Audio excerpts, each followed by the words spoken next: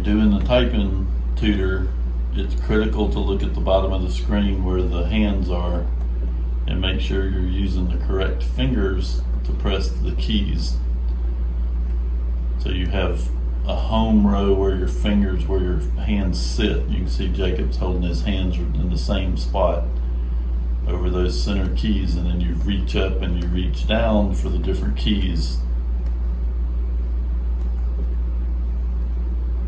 And that way you can learn how to type fast when it comes time to type a letter or do a report.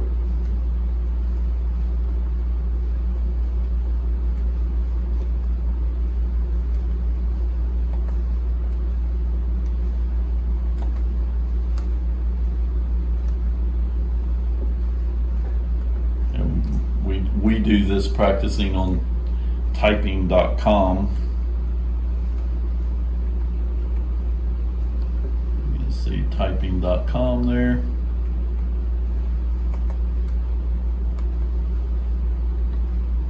So you let your hands rest with your 4 fingers on the top. Your thumbs are hitting the space bar, and then you go through and use whichever finger. And even though you're going to type slow at first, you want to keep practicing and making yourself use that home key and use your fingers in the right spot, because in about 2 weeks you'll be typing really, really fast as long as you practice and keep your hands in the right spot.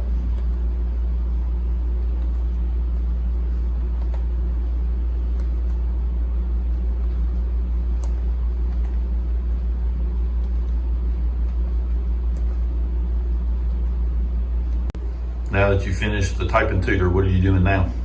Khan Academy. So we're doing khanacademy.org. And so Khan Academy has a lot of different courses and stuff on it that you can do. So we just pick a course. Right now we're doing the mathematics course. And so Jacob is going through each day, and we go through a full set of lessons in Khan Academy. So, and that's KHAN academy.org. So this takes up, so the typing tutor takes up about 15 to 20 minutes, and then we spend about an hour doing this. So at that point we're up to an hour and 15 minutes.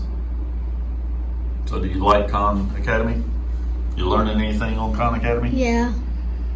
So that's what we're doing for this part of the lesson. So one of the things that we want to stress during this process is so far this morning we've had Jacob doing a typing tutor for about 20-30 minutes, or 15-20 minutes, somewhere in the 30-minute range. We don't want to go over 30 minutes because they're going to get bored doing that. This is a lesson that after a month or so is going to go away because they're going to learn how to type, and at that point we can move on to other things. We'll replace this particular lesson with something else. And then we're using Khan University to do a number of different courses and stuff that they have on their site, or I'm sorry, khanacademy.org. And so these are not fun exercises, but the thing that we're trying to accomplish is we're trying to only spend an hour, 45 minutes to an hour doing that type of work every day, and we're doing it every day, and we're trying to keep it in a small enough piece that the kids aren't getting bored as they're going through the process. So we've got to continue to learn mathematics and reading and writing and all of the other things, but we're going to do it instead of having an hour-long course that we're going to sit through, this all this extra detailed stuff. We're going to be doing this, and as we progress through the process, we're going to actually be mixing these things up. So you may be doing mathematics stuff while you're doing programming, or you're doing reading while you're doing research for a project. And so as we progress, things will get more and more varied as to how we're actually accomplishing it, and the kids will be practicing reading, for example, and they won't even realize that they're doing it. It'll be part of another project that's actually causing them to have to do that. Or, perhaps they're practicing mathematics while they're doing a physics experiment or something, and so we're trying not to bore them to death on a single topic and having to do it every single day and having homework assignments and everything else that goes along with it. So that's kind of the goal and what we're trying to accomplish at this particular point.